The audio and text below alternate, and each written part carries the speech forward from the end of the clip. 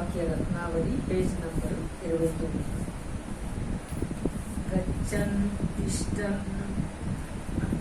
గచ్చన్తిష్టన్ను ఉపవిశనశ్చ యానోవాన్యతాపి వా. నడచుచూ కానీ, కూర్చున్నప్పుడు కానీ, నిలబడినప్పుడు కానీ, పరుండినప్పుడు కానీ, ఏ పని చేయుచున్నను ఒక్క బ్రహ్మస్వరూపమును ధ్యానించవలనని వెనుక వాక్యముతో సంబంధం. ఏ పని చేస్తున్నా శరీరంతో ఏ పని అయినా చెయ్యి.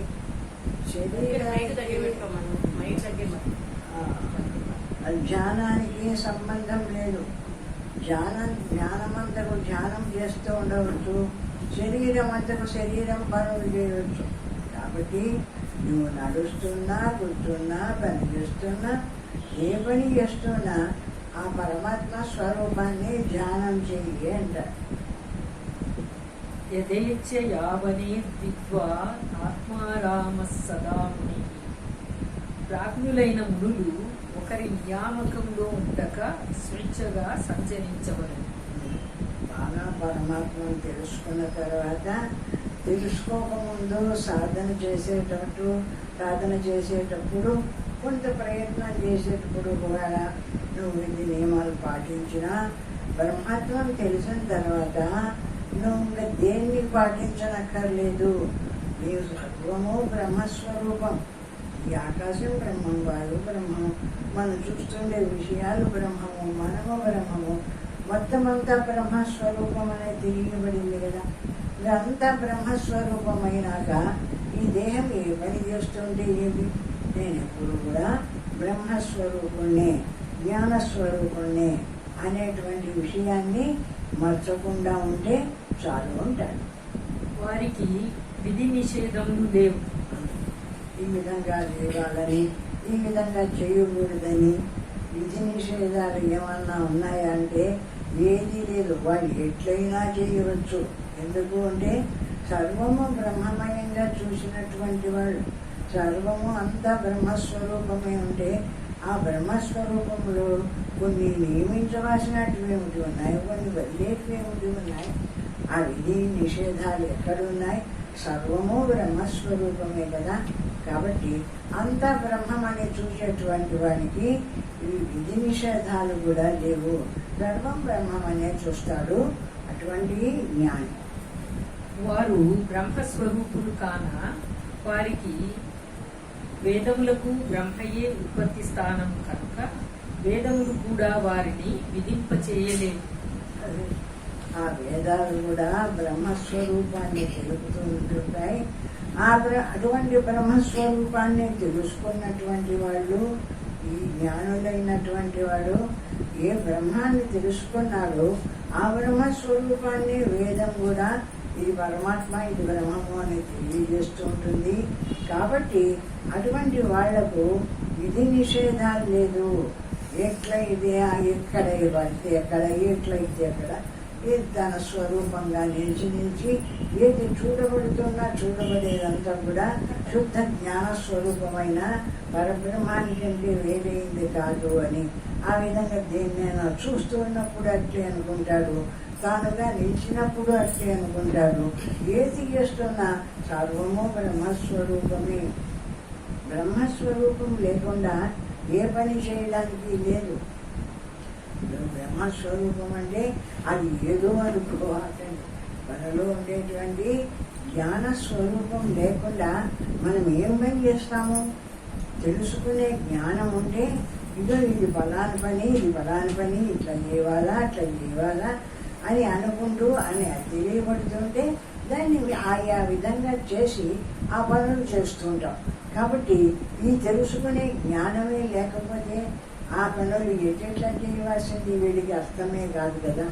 అట్లా లేకుండా జ్ఞాని అయినటువంటి వాడు సదా బ్రహ్మస్వరూపుడే కాబట్టి, బ్రహ్మమే తన స్వరూపం కాబట్టి ఏ విధంగా ఉన్న బ్రహ్మస్వరూపాన్ని నేను బ్రహ్మం కాని స్థితే లేదు. ఏ విధంగా బయట చూస్తున్నా నేను బ్రహ్మమే, నేను ఏదైనా పనులు చేస్తున్నా బ్రహ్మమే, నేను ఏదైనా స్తోత్రం చేస్తున్నా బ్రహ్మమే, ఏదైనా కూడా బ్రహ్మానికంటే వేరైంది కాదు అని చూస్తూ ఉంటాడు. కాబట్టి వాడు ఏ పని చేస్తున్నా కూడా బ్రహ్మస్వరూపంగానే ఉండిపోతాడు పరమాత్మ స్థితిలో అని. జ్యోతిర్లింగం భ్రువోర్మధ్యే నిత్యం ధ్యాయేత్ సదాయతి. ముని అనేవాడు తమ భ్రూమధ్యము తేజోమయ లింగాకారంగా ఉన్న చిక్కలను సర్వదా ధ్యానించవలెను. ఆ జ్ఞాన స్వరూపాన్ని తెలుసుకున్నటువంటి వాడు ఆ జ్ఞానం ఎట్లా ఉంది మనలో చిక్కలా రూపంగా జ్ఞానం అనే కాంతితో ప్రకాశిస్తుంది. అది ఎక్కడ ప్రకాశిస్తుంది? భూమధ్యంలో. నువ్వు కళ్ళు మూసుకుంటే ఈ భూమధ్యంలో నిరాకారంగా నిలబడినప్పుడు ఆ చిక్కడా రూపమైన జ్ఞానమాత్రంగా నిలుస్తున్నావు. బ్రహ్మస్వరూపమై పరమాత్మ స్వరూపంగా నిలబడుతూ ఉంటావు. ఆ బ్రహ్మాన్ని తెలుసుకున్న తర్వాత అంటాడు, ఆత్మానమాత్మాన సాక్షాత్ బ్రహ్మ విద్యాను నిశ్చలం దేహ జాత్యాది సంబంధాత్ వర్ణాశ్రమ సమన్వితాను వేదశాస్త్ర పురాణాన్ని పదపాంసుమివ త్యజేత్. యోగులు తమ మనస్సు ఎందున్న సాక్షిని పరమాత్మగాను తన నిజ రూపంగాను. అది యోగులు ఎట్లా తెలుసుకుంటున్నారు ఈ బ్రహ్మత్వాన్ని? తన మనస్సుకు సాక్షిగా, అంటే మనస్సును మనస్సు సంకల్ప వికల్పాలు చేస్తుంటే ఆ విషయాలు ఈ విషయాలు ఆ రూపము ఈ రూపము నా మనస్సు పొందుతుండే ఆ పరమాత్మ అయిన నేను దాన్ని తెలుసుకుంటూ ఉన్నాను. నేను జ్ఞానస్వరూపుడను కాబట్టి ఆ మనస్సులో కలిగేటువంటి విషయాలన్నిటినీ కూడా తెలుసుకుంటూ ఉన్నాను. అటువంటి జ్ఞానస్వరూపమైన నేను చిత్కళా స్వరూపంతో జ్ఞానమాత్రంగా ప్రకాశిస్తూ ఉంటాను. ప్రతి పని దగ్గర శరీరంతో చేసే పనిని చూస్తూ ఉంటాడు, లోపల నువ్వు మనోబుద్ధులతో చేసే పనిని చూస్తూ ఉంటాడు. సర్వాన్ని చూస్తూ ఉండేటువంటి శుద్ధ జ్ఞాన స్వరూపము మన పరమాత్మ స్థితి. ఆ విధంగా అందరి యందు ఈ జ్ఞాన స్వరూపమైన పరమాత్మ సర్వుల యందు సర్వసాక్షిగా అన్నిటినీ తెలుసుకుంటూ జ్ఞానమాత్రంగా ప్రకాశిస్తూ ఉంటాడు పరమాత్మ స్వరూపం. తన నిజ రూపంగాను తన మనసు చేత తెలుసుకొని శరీరము కులము మొదలగునవి వీటితో సంబంధించినవి వర్ణభేదము ఆశ్రమ భేదము మొదలగు ప్రపంచ ధర్మములను అదే శరీరము ధర్మం కానీ శరీరంతో చేసే పనులు కానీ శరీర ధర్మం కానీ ఇంద్రియాలతో చేసే పనులు ఇంద్రియాల ధర్మాలు కానీ మొత్తం ఇవన్నీ నా చేత చూడబడుతూ ఉండేటివి. నా జ్ఞానం చేత ఈ మనస్సు పనిచేస్తుండే చూస్తున్నా, బుద్ధి పనిచేస్తుండే చూస్తున్నా, ఇంద్రియాలు పనిచేస్తుండే చూస్తున్నా, మొత్తం ఈ జ్ఞానస్వరూపమైన పరమాత్మ అయిన నా చేత సమస్త ప్రపంచాన్ని ఈ విధంగా ఉంది ఈ విధంగా ఉంది అని సర్వాన్ని తెలుసుకుంటూ ఉన్న జ్ఞానస్వరూపుడనై ఆ విధంగా బ్రహ్మమైన నేను సర్వానికి సాక్షిగా ఎప్పుడూ ప్రకాశిస్తూ ఉంటాను. నేను దేని సమయమే లేదు, అందరిలో ఉన్నాను, వీళ్ళల్లో ఉన్నాను. ఏదో జ్ఞానుల్లో మాత్రమే ఉండి ఆ జ్ఞానుల్లో లేకుండా ఉన్నాను అంటే అట్లా కాదు, సర్వుల్లో ప్రకాశిస్తున్నాను.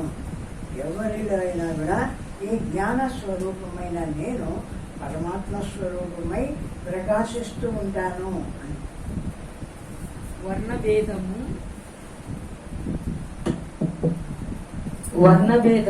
ఆశ్రమ భేదము వర్ణభేదము ఆశ్రమ భేదము మొదలగు ప్రపంచ ధర్మములను వేదశాస్త్ర పురాణాది విధి నిషేధ గ్రంథములను పాదరేణువు వంటివిగా తలచి అన్నిటినీ త్యజించవలెను. వర్ణభేదము ఇలా ఈ కులం వాణ్ణి ఆ కులం వాణ్ణి అనేటువంటి వర్ణభేదం కానీ ఇంకోటి వర్ణభేదము ఆశ్రమ భేదం ఆశ్రమ భేదం.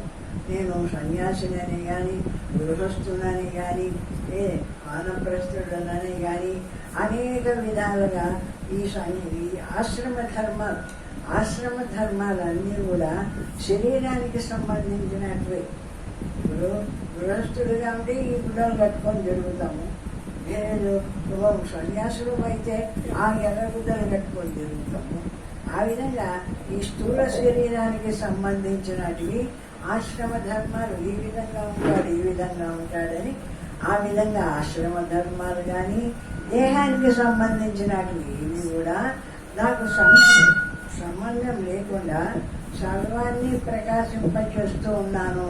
జ్ఞానస్వరూపమైన పరమాత్మ అయిన నేను.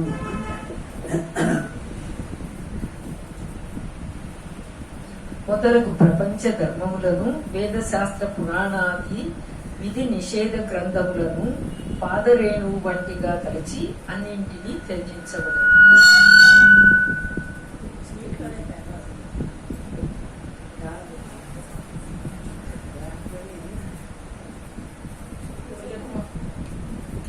ఈ వర్ణాశ్రమ ధర్మాలు కానీ శరీరానికి సంబంధించినవి కానీ ఇవన్నీ పాదరేణువులు, మన కాలిలో ఉండేటువంటి ఒక చిన్న ముక్క, అంటే దుమ్ము ఆ విధంగా ఉండేదిగా అనుకొని సర్వాన్ని వదిలేయి. ఎందుకు వదిలేవాలా అంటే ఇవి స్థూల శరీరానికి సంబంధించినటివి, సూక్ష్మ శరీరానికి సంబంధించినటివి. ఇవన్నీ ఎంతసేపు ఉన్నా ఈ స్థూల సూక్ష్మ శరీరాలకు సంబంధించిన. కానీ జ్ఞానస్వరూపమైన పరమాత్మ అయిన నేను అన్నిటికీ అతీతంగా ఉండి సర్వాన్ని ప్రకాశింపజేస్తూ దేన్ని అంటుకోకుండా జగత్తునంతా నడిపిస్తూ ఉన్నాను. ఈ జగత్తులో ఉండే విషయాలతో దేన్ని నేను అంటుకోకుండానే ఈ ప్రపంచాన్ని నడిపిస్తూ ఉన్నాడు ఆ పరమాత్మ స్వరూపుడు. ఆయనకు ఈ స్థూల శరీర భేదాలు, కాల భేదాలు, దేశ భేదాలు ఏమీ లేవు. ఉన్నది ఎప్పటికీ ఉండేటువంటి శుద్ధ జ్ఞాన స్వరూపమై ప్రకాశిస్తున్నాను. బ్రహ్మమాత్రంగా పరమాత్మ స్వరూపుడనై దద్యన్నారాయణేనత్యేవం ప్రతివాక్యం సదా యతి. యతీశ్వరుడు అనగా తురీయాశ్రమమును పొందిన సన్యాసులు ఇతరుల జవాబునకు బదులుగా నారాయణ అని నామస్మరణ మాత్రమే ఉచ్చరించవలను. వాళ్ళు ఏది స్మరించకూడదు. ఎప్పుడు ఒకడు యతీశ్వరులుగా ఉండేటువంటి వాడు, సన్యాసం తీసుకున్నటువంటి వాడు నారాయణ నారాయణ అని నారాయణ స్మరణనే చేయవాలా. ఇప్పుడు మనము ఆ యతీశ్వరులకు నమస్కారం చేసినప్పుడు కూడా వాళ్ళు ఏమంటారు? నారాయణ నారాయణ అంటారు. అంటే మా స్వాముల వాళ్ళలో ఉంది, అందరూ ఉన్నారో లేదో మనకు తెలియదు. ఏమేంటి వాళ్ళు నారాయణ స్మరణ చేయవాలా? ఏమేంటి నాకు కాదు నువ్వు చేస్తూ ఉండేటువంటి ఈ నమస్కారం ఇవి ఏదో ఆ నారాయణ స్వామి ఉన్నాడే ఆయనకు సంబంధించినటివి ఈ నమస్కారము అవింది, నాకు సంబంధం లేదు అని నారాయణ నారాయణ అని స్మరణ చేస్తారు. అటువంటి జ్ఞానులైనటువంటి వాళ్ళు.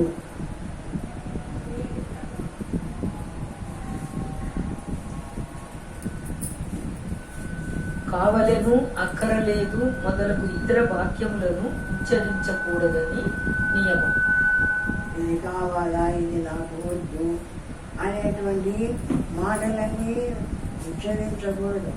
ఎవరు ఏది ఇస్తే దాన్ని స్వీకరించు.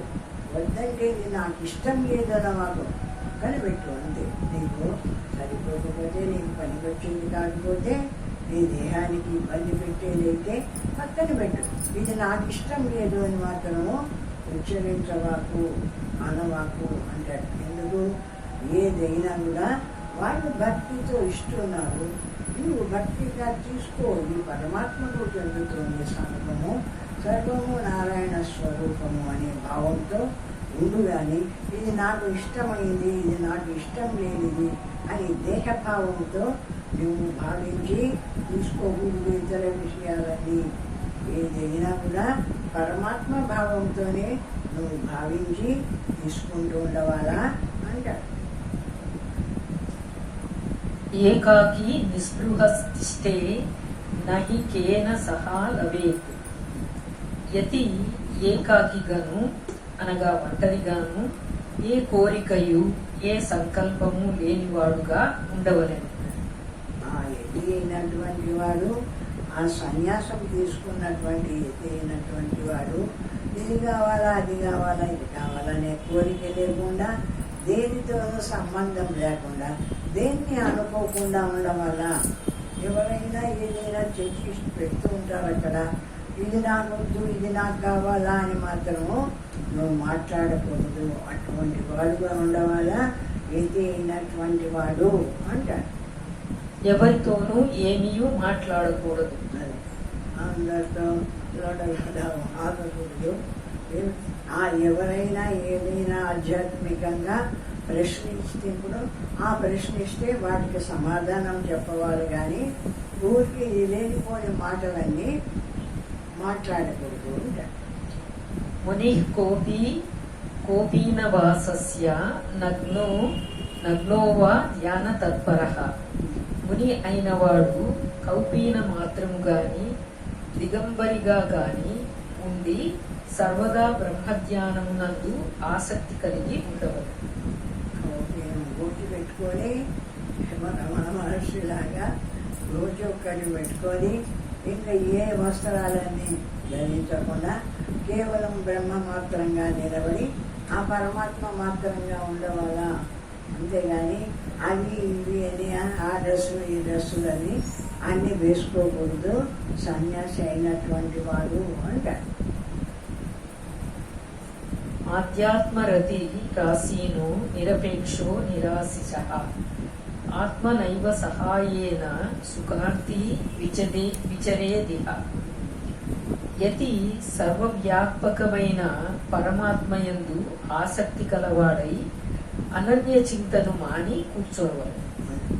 ఏదైనా వాడు అది కావాలా ఇది కావాలా అని అన్నిటి మీద అపేక్ష కలిగి ఇవి కావాలి అవి కావాలనుకోకుండా అన్నీ వదిలేసి ఏది అనుకోకుండా ఏది అపేక్షించకుండా నిరాకారంగా నిశ్చలంగా కూర్చోండవాలా జ్ఞానస్వరూపుడై అంటే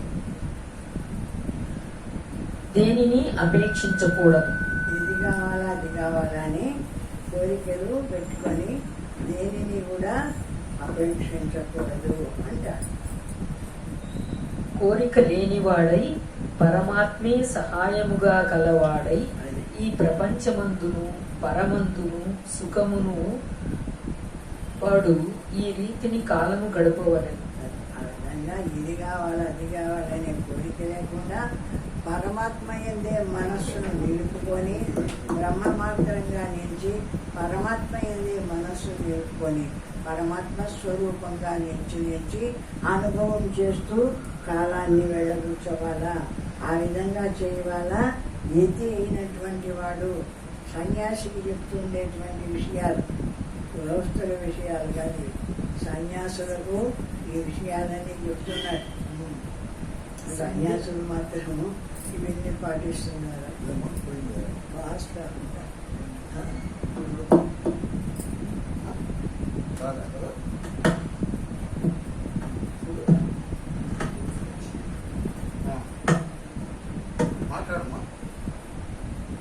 సందిగ్ధ సర్వభూతానాం వర్ణాశ్రమ వివర్జితః. అంతవ జడవచ్చాపి మోకవచ్చ వహించరేత్.